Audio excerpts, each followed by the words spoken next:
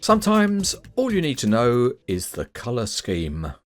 And this is one of those times because the red and black colour scheme tells you this is a Mammoet model. It is the Scania R Streamline Highline 8x4 add-on axle with 4 bed 6 trailer plus cable reel.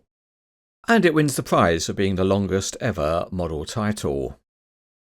Turning the box around, we can see that this is a WSI model.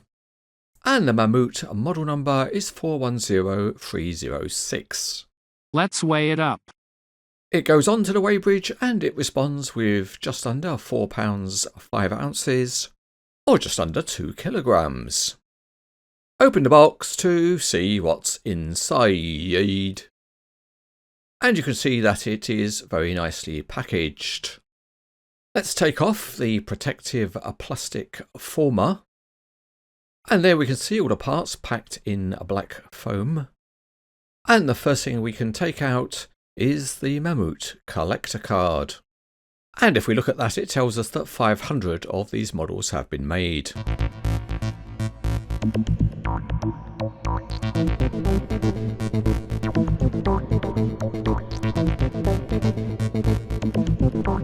The Scania tractor comes with a tag axle, and that is easily fitted.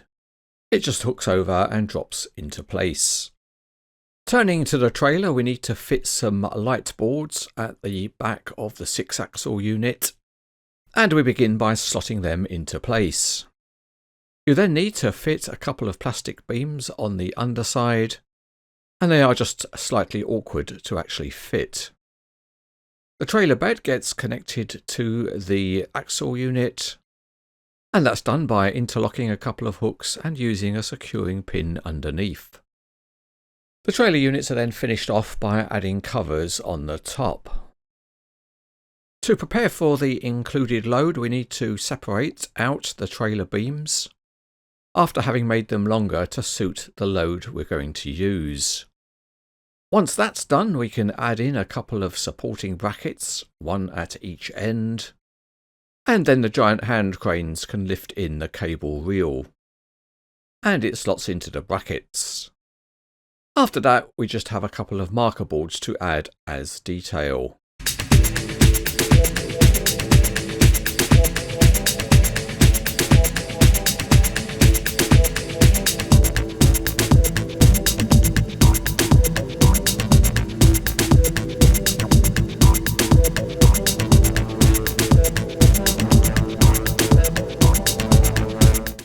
As you would expect, the Scania chassis is very detailed.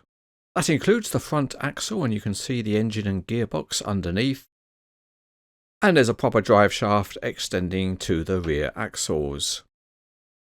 They are also very detailed, and it's always good to see different tyres on the front and rear axles. The roof has got a big fairing on top and a nice looking light bar. And there's also a Mammoet graphic. At the front, the Scania looks suitably impressive. There's also what translates to be a wide load sign. There's a nice pair of spotlights, and at the bottom of the chevron bumper is a license plate. The typical Mammoet colour scheme is represented well, and there is also a fleet number on the cab. And there are the usual textured steps and very nice looking wheels, with the rear ones having red hubs. The mud flaps are solid, and behind the cab we have some decoration and a large cabinet which has spotlights and coiled air lines with nice grab rails. At the back there is the usual detailing. There are some very nice textured walkways, and the tag axle is decorated at a similar level. It includes nice lights and smaller diameter wheels.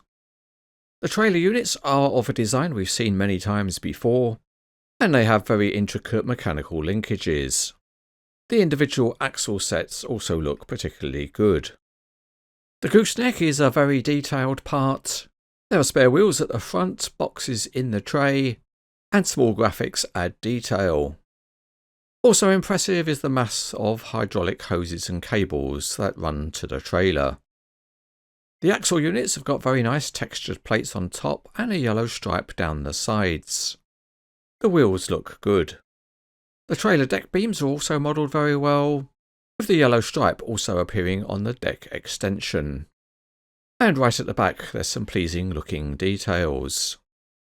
The big cable reel has plastic end plates, and there's some nice texturing of the cable itself.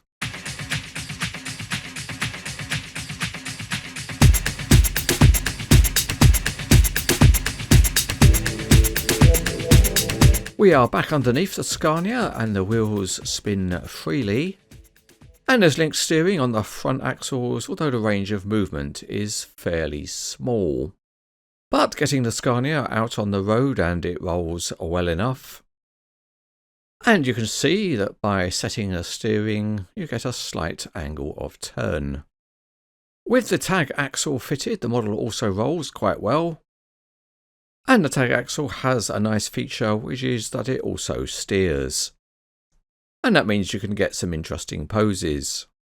The fifth wheel's got a very significant range of movement to allow for the tag axle. And the Scania cab tilts to a good angle, letting you see the detailed engine underneath. The axle units have proportional steering, and that works very nicely, although it was a little bit stiff on the 6-axle unit. Each axle set also has sprung suspension, and you can see that works very well. It's also interesting to see all of the mechanical linkages work when you set the steering.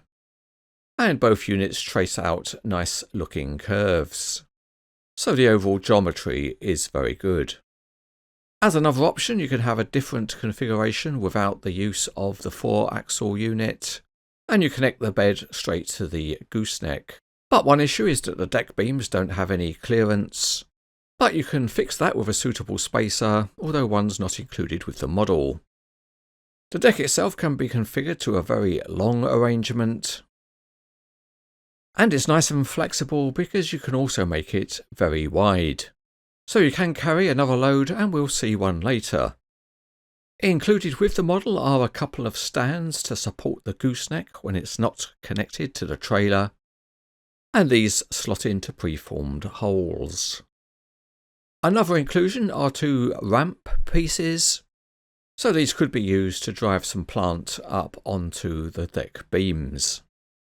The cable reel is a separate part, so you could use it as a crane load. Let's weigh it up again. And if we put that piece on the weighbridge, it comes in at just under 10 ounces, and so a large crane model should be able to easily lift it. Time for a dim check. In its intended configuration, the model is very long, and it's 31 inches or nearly 80 centimetres.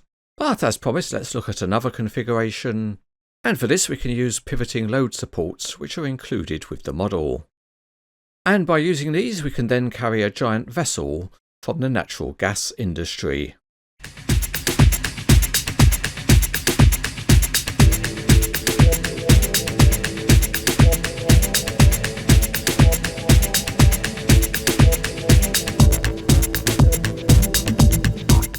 This is an impressive and very large heavy haulage model by WSI Models. As expected, it has a high level of detailing, and it's also a flexible model because of the functionality. The model engineering is also mostly of a very high standard. As usual, it's a great looking model in the Mammoet colour scheme, and there are enough plus points for it to be rated as excellent.